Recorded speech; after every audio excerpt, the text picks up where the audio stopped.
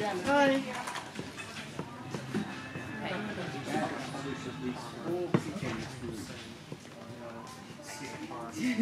Hand raising.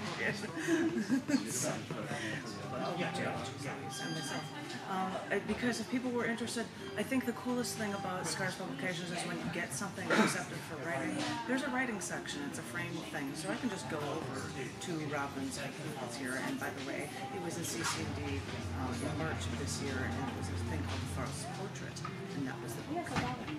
I'm just letting people know, if you want to know anything about that magazine issue or that haiku, which is right here and I could read it, kids are so edgy.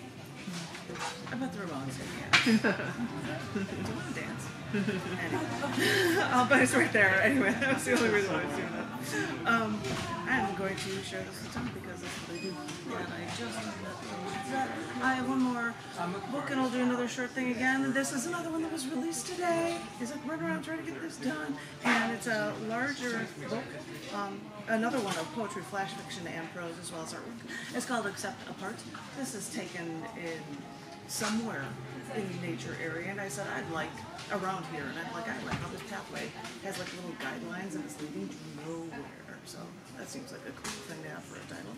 Why not? So like before, I will share with you just a few haikus and a very short poem or two.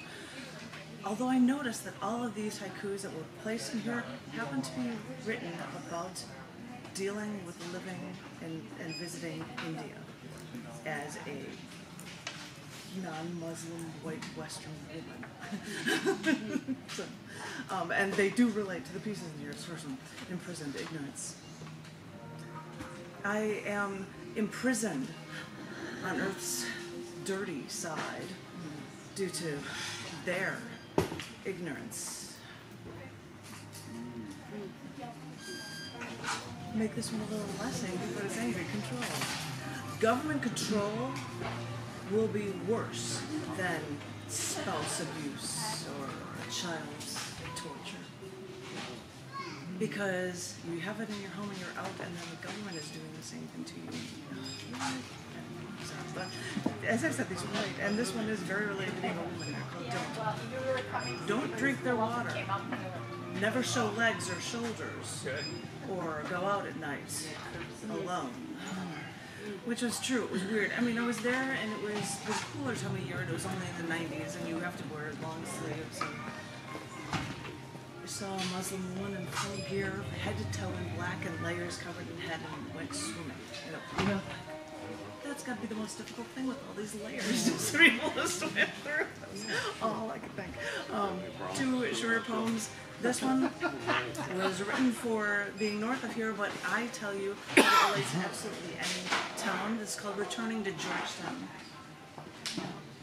Everyone is used to the noise, traffic rumbling down the roads, airplanes arcing overhead. But avoid what man has done, that human cacophony of clutter, and come over here instead. It almost seems like a sacred place. Stand still for the birds' symphony as they sing from the tops of trees. Look over into the plants near your feet and catch the crickets' percussion.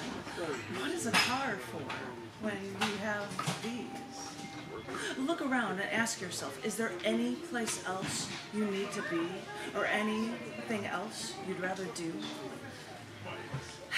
Take a deep breath. You found that right here has everything you need. Welcome home. We've missed you.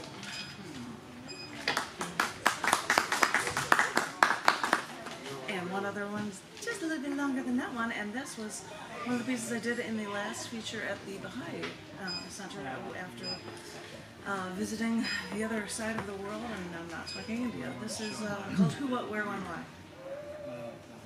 Who?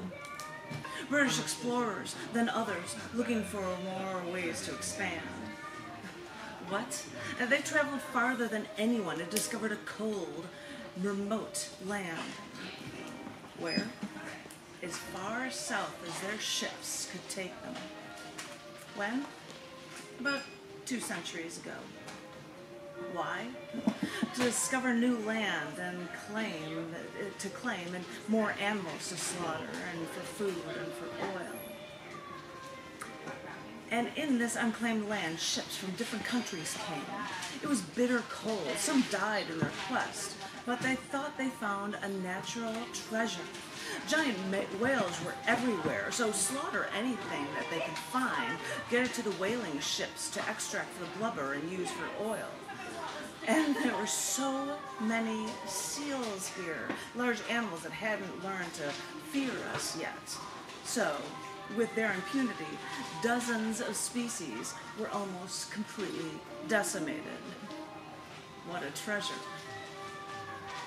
Who? 12 countries, eventually more than 80, but I think some were just trying to stake their claim. What? They signed an agreement to make this one foreign continent exist for maybe research, but only peace. Where? At the South Pole, where the days last half a year and nights give us the aurora australis. When? Just over a half century ago, when we realized we had to save what we almost destroyed and let it thrive. Why? Because when humans come to a new place, the first thing we bring is battle.